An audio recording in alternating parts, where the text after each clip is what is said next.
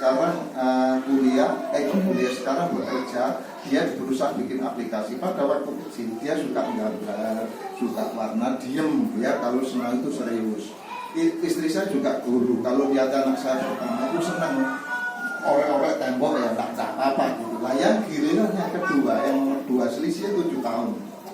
Jadi yang pertama tadi kelas 6, anak saya yang kecil itu selisihnya, jadi waktu sudah yang gede SD baru giliran yang kecil itu kalau belajar itu begini Bu. Ya aku dongeng ngono ya, ibu gak belum dongeng. Saya dongeng ya, jadi dia belajar sambil saya cerita gini. Lah istri saya marah. Karek nek senau kok dijak ngomong aja kok dodol jamu. Kalau aku tuh senau kan gitu. Nah, ternyata loh sekarang.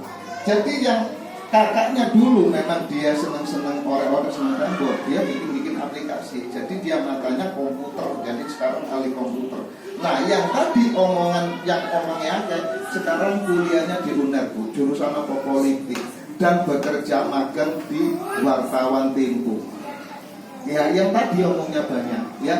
Dia sekarang kok kuliah politik, dia nulis-nulis, akhirnya diambil sama Tempo, sekolah belajar dia belajar sekolah sambil jadi penulisnya Tempo. Ya iki sing jarine biyen ibu ngomong dodol jamu be omongnya.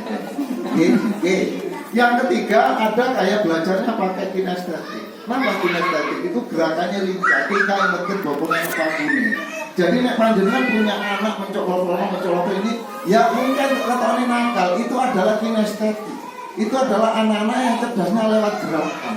Nek kalau nggodok gak gelem mergo lombone kaya pakune, mencolok rene, kadang ganggu gurune, kadang ganggu temane, bapake dandang sepeda motor ribuke tenang ngene. Nggih, lah niku namanya gaya belajar kinestetik. Nah, gaya belajar kinestetik ini anak ini suka praktek, bukan nakal. Makanya nanti kalau panjenengan nanti sidik jari tahu seperti itu. Nanti videonya saya kasih tahu. Oke? Nah, gaya belajar. Sekarang bakat ini yang ada kaitannya dengan kuliah. Jangan sampai panjenengan anaknya lulus SMK atau lulus kuliah, jangan tanya, "Nak mau kuliah?" "Iya, Mak." "Kuliah jurusan apa kira-kira?" "Waduh, Mak, aku bingung. Yo enake jurusan apa ya?" Akhirnya bingung, jangan kuliah golek jurusannya bingung, akhirnya melok-melokan koncone. Kuliah itu bayarnya larang, bukan melok-melok tengah-tengah. Nah, ini harus tahu nanti jurusannya apa. Karena apa? 9 bakat ini ada kaitannya dengan kuliahnya. Pertama ada bakat namanya intrapersonal. Napa intrapersonal itu? Kalau nanti panjenengan punya anak, kalau dulinan sama koncone terus arek iki senengane ngandani, senengane nuturi. Jadi nek jarene wong bangsi metu wae. Jadi nek koncone nakal ngomong, "Kamu jangan nakal, kamu dosa." Kadang-kadang mulai mamai kata, "Mama gak tau masak, mama dulinan HP tok ae lah." Seperti. Jadi anak ini pandai menasihati, namanya intrapersonal. Berarti nanti kalau kuliah arek yang seperti ini cocoknya jurusan apa Pak? Yang psikologi, psikiater, konsultan. Ada lagi yang bakat. Panjenengan kalau punya anak sampean tadi gak tutur-tutur tapi isine ngatur. Nek jare sampean anak dulu nek dulinan kok ngeroyokan yo. Utawa anake tangga iku yo nek dulinan kok ngeroyokan senengane ngatur kancane. Niku mboten nakal, Bu. Niku namanya ada bakat interpersonal. Napa? Bakat pemimpin. Karena kecilik wis iso ngatur. Mungkin secara kasat mata kok nakal, enggak. Berarti arek iki nanti punya kelebihan leadershipnya tinggi. Jadi nek kuliah nopo pembisnis, politik, punya usahawan. Niki biasanya komponennya angel. Panjenengan kalau punya anak yang biasanya sudah sejak kecil nek dulinan itu karo koncone ngatur, panjenengan kalau hanya menyuruh misalkan, "Gus, mama ambilkan sendal." Panjenengan kan menyuruh. Itu biasanya anaknya nggak mau. "Bos, mama ini lagi asik ono ayah rasanya." Karena apa? Dia nggak mau disuruh.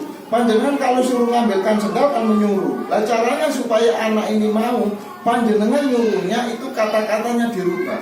"Gus, tolong mama ambilkan sendal di lantai 24 nih." Ya misalnya ya. Jadi panjenengan harus minta tolong. Karena apa? Anak ini gak bisa dipek ndukurin. Jadi anak ini tuh dipek bawahnya di jono. Setelah panjenengan diambilkan sendal, jenengan mengucapkan, "Pinter kamu, hebat kamu, seneng."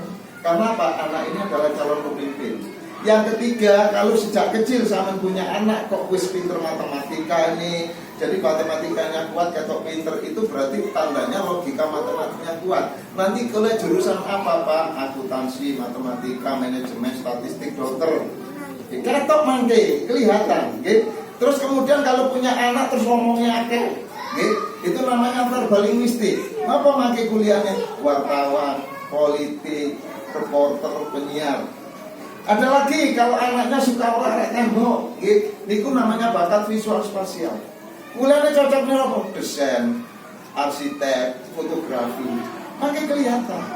Kemudian anak yang tingkahnya medit, namanya bodinya estetik.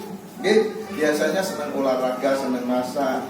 Kalau nanti sekolah itu cocoknya SMK, kalau kuliah cocoknya di ITS, itu adalah namanya body kinestetik. Kemudian ada lagi namanya natural. Napa hari ini bakat natural, senengane bolang. Ngerti bolang Bu nggih? Bolang itu pecinta alam Bu. Nggih. Jadi hari ini gede ku senengane nang gunung iki, pengalamane nang gunung-gunung seneng. Berarti hari ini nanti punya bakat naturalis. Sekolah nggih teng pundi, pemandu wisata, pertanian, perkebunan, geologi.